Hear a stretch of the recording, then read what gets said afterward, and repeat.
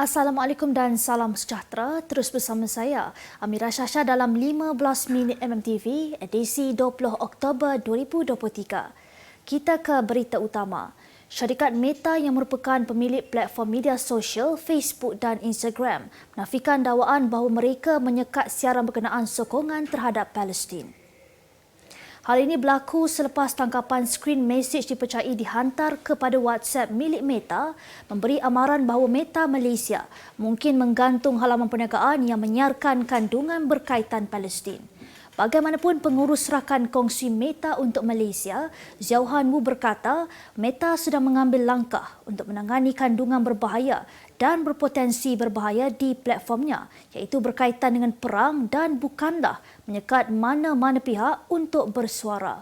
Wu bagaimanapun menegaskan bahawa pihaknya tidak akan membenarkan mana-mana kandungan yang mengandungi pujian buat kumpulan Hamas kerana Hamas telah ditetapkan oleh Meta sebagai organisasi yang berbahaya.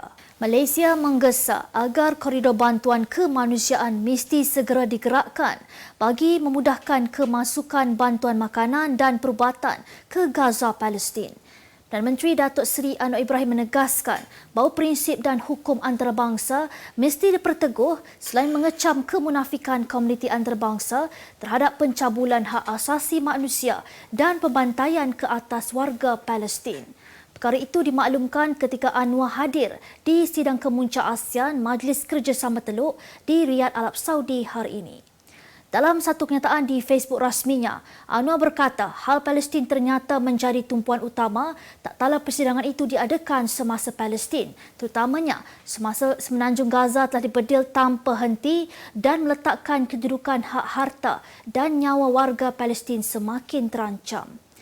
Dalam pada itu, Anwar turut menyentuh mengenai hubungan istimewa ASEAN GCC serta tantangan yang melingkunginya, terutamanya aspek geopolitik yang pasti mengesankan hubungan ekonomi antara kedua-dua benua dan ia mesti segera didepani bagi memaksimalkan potensi ekonomi.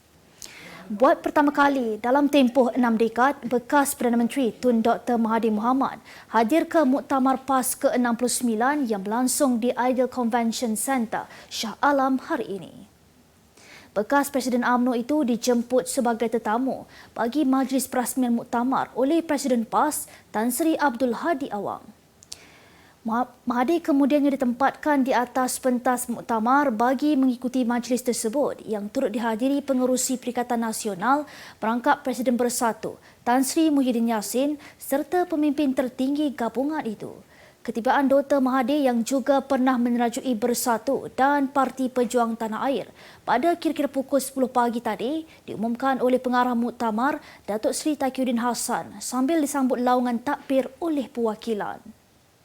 Polis Terengganu mengambil keterangan seorang peniaga berusia 30-an yang didakwa mengibarkan bendera Israel di premisnya semalam. Ketua Polis Terengganu, Datuk Mazli Mazlan berkata, siasatan berhubung perkara tersebut masih diteruskan, malah hasil siasatan keluarga suspek memaklumkan lelaki itu mempunyai masalah kesihatan mental. Sehingga kini pihaknya masih menjalankan siasatan kerana suspek pernah mempunyai sejarah berkaitan kesalahan narkotik. Mengulas lanjut, Mazli berkata tindakan menaikkan bendera tanpa permit di premis merupakan satu kesalahan di bawah undang-undang pihak berkuasa tempatan. Semalam, dua keping gambar memaparkan sebuah premis yang didakwa mengibarkan bendera Israel di sebuah kawasan di Terengganu tular di media sosial. Malah hantaran tersebut mendapat kecaman daripada orang ramai. Bagaimanapun, pelaku telah memohon maaf dan telah menurunkan bendera berkenaan. Utusan Malaysia dan Cosmo melancarkan satu lagi produk terbaru. Apa yang ada dalam Iklaneka? Ia adalah platform yang tepat dan efektif untuk mengiklan antaranya pelbagai jenis notis, cautan kosong, hartanah, tender, kenderaan, mencari wali atau waris dan pelbagai lagi. Apa yang anda cari? Semuanya ada di sini. 2 dalam 1. Layari iklaneka.utusan.com.my.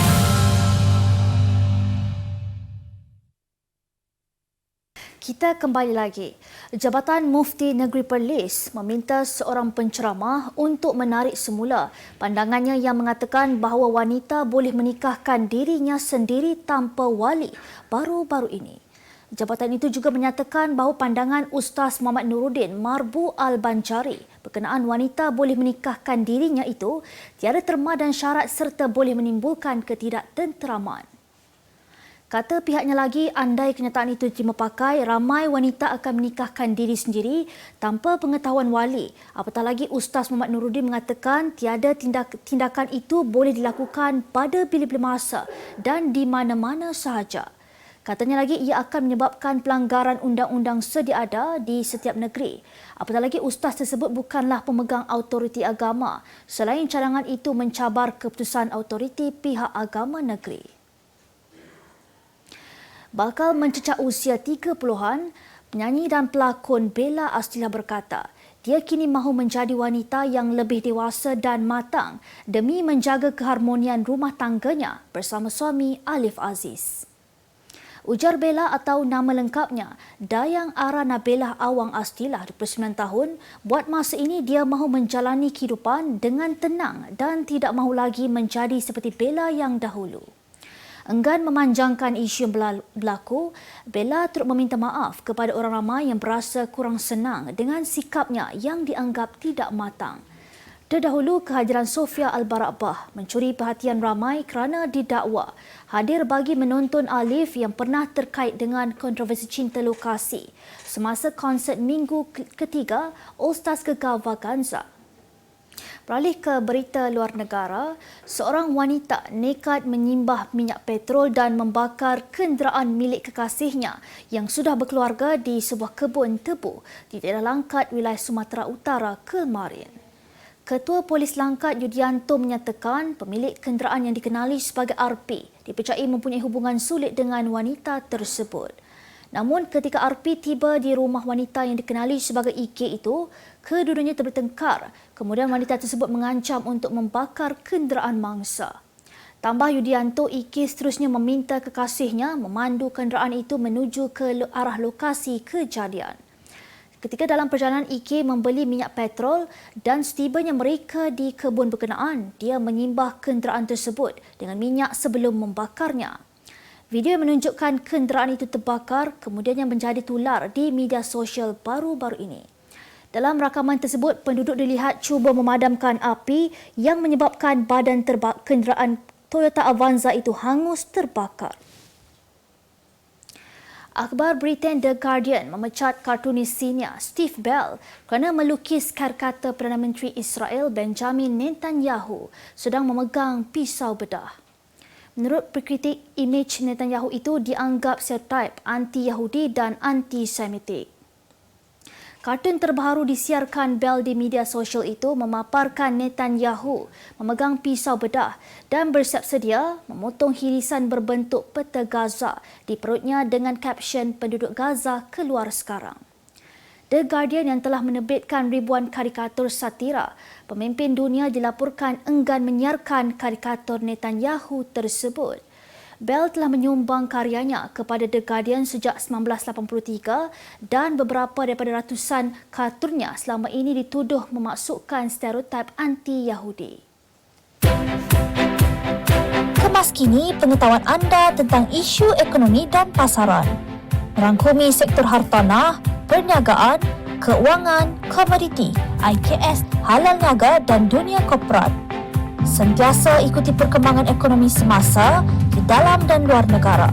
Semua informasi terkini hanya di hujung jari. Dapatkan edisi ringgit setiap Isnin hanya di Akhbar Utusan Malaysia.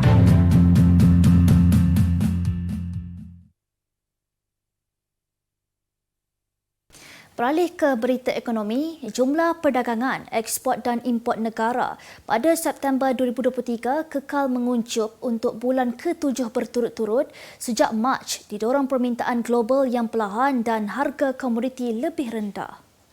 Menurut Jabatan Perangkaan Malaysia, jumlah perdagangan berkurang 12.6%. Ekspor menyusut kepada 124.5 bilion ringgit dan import menurun 11.1% kepada 100 bilion ringgit tahun ini. Manakala lebihan dagangan turut merosot 23% kepada 24.5 bilion ringgit pada September 2023. Ketua Perangkawan Datuk Seri Dr. Muhammad Uzir Mahidin berkata, prestasi ekspor Malaysia mencatatkan penguncupan pada September 2023 selaras dengan penurunan yang ditunjukkan oleh kedua-dua ekspor semula dan ekspor domestik. Bursa Sekuritis menolak permohonan syarikat penerbangan tambang rendah jarak sederhana AirAsia X Berhad AAX untuk cadangan pelepasan daripada status nota amalan 17 PN17. Dalam memfailan bursa, AAX berkata, Bursa Sekuritis telah menolak permohonan melalui suratnya yang bertarikh 18 Oktober 2023 namun memberikan AAX lanjutan masa sehingga 17 Januari 2024 untuk menyerahkan pelan penyusunan semulanya kepada pihak berkuasa kawalan selia. Walaupun alasan penolakan bursa tidak didedahkan, seorang penganalisis pelaburan percaya ia mungkin disebabkan oleh peningkatan penelitian terhadap syarikat penerbangan selepas apa yang berlaku kepada rakan sebaya tambang rendah My Airlines Sdn Bhd. Pada penutupan tengah hari Khamis, saham AAX ditutup naik 2 sen atau 0.89% menilai syarikat penerbangan itu pada 1.1 bilion ringgit, manakala saham Capital A turun 1 sen pada 92 sen. Setakat tahun ini, AAX telah memperoleh 278.3%, manakala saham Capital A meningkat 41.5%. Beralih ke berita sukan. Pengalaman beraksi jelas menjadi punca utama kekalahan 4-1 Perak FC kepada Johor Darul Takzim JDT dalam aksi separuh akhir pertama Piala Malaysia yang berlangsung di Stadium Perak malam tadi. Pengendali Perak FC Yusri Ciklah berkata, faktor itu digunakan sepenuhnya oleh skuad Harimau Selatan untuk menyundukkan anak-anak buahnya yang kebanyakannya dibarisi pemain-pemain muda. Dalam aksi tersebut, 4 gol yang dihasilkan JDT diperoleh melalui jaringan Oscar Arribas pada minit ke-7, Arif Aiman Hanapi pada minit ke-12, Syahrul Saad minit ke-71 serta Nazmi Faiz Mansur pada minit ke-80. Manakala jaringan pasukan Perak pula menerusi ketua pasukan Luciano Guaicochea pada minit ke-76. Yusri bagaimanapun berkata, beliau berjanji akan memastikan skuad The Boscaurus terus memberikan saingan dalam aksi separuh akhir kedua di Stadium Sultan Ibrahim pada 2 November ini. Sementara itu, Terengganu FC bakal bertemu dengan KL City FC bagi aksi separuh akhir pertama Piala Malaysia di Stadium Ceras, Kuala Lumpur pada pukul 9 malam esok. Nama Karim Benzema yang hangat baru-baru ini dengan kenyataan yang mendakwa dirinya terlibat dengan kumpulan Ikhwanul Muslimin seperti yang didakwa oleh Menteri Dalam Negeri Perancis Gerard Darmanin. Kini Senator Perancis Valérie Boyer secara melulu ingin melucutkan kewarganegaraan bintang Al-Ittihad Club tersebut hanya kerana pemain itu menzahirkan keprihatinan terhadap konflik yang berlaku di Gaza. Boyer turut menuntut agar anugerah Ballon d'Or yang dimenangi pemain itu untuk ditarik balik kerana mahukan tindakan tegas diambil terhadapnya. Terdahulu, Benzema menzahirkan doa dan sokongan kepada warga di Gaza yang kini dihimpit serangan Israel hingga mengakibatkan ramai wanita serta kanak-kanak menjadi korban selain sedang mempertimbangkan untuk mengambil tindakan undang-undang terhadap dakwaan yang mengaitkan namanya dengan kumpulan pengganas. Sebagai penutup 15 minit MMTV hari ini, saksikan laporan cuaca esok Sabtu 21 Oktober 2023. Jangan lupa dapatkan akhbar utusan Malaysia dan Kosmo untuk berita-berita terkini dan menyeluruh. Sekian sahaja daripada saya, Amira Shasha. Assalamualaikum dan selamat berhujung minggu.